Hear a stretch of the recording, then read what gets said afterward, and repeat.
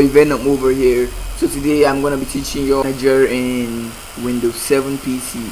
So you're gonna start it off by going to click your Windows bar.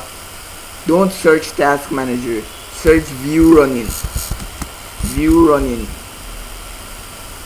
You're gonna wait for it to come up and you see View Running Processes with Task Manager. You're gonna double click on this and the Task Manager is gonna open.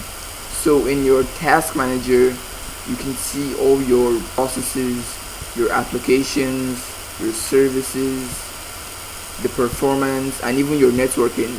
You can view the amount of data you have used. Right now I'm not connected to any networks with Wi-Fi, so you can check your device performance. You can view it in the graph. With your processes, you can check processes taking up too much RAM. So before you game or do anything, you can close the process. Like mSage now, it's taking 200 MB of RAM. I could right click on this and choose end process, and I will end the process.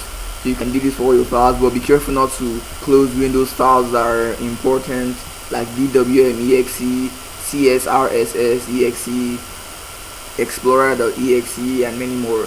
Thank you for watching. Like and subscribe.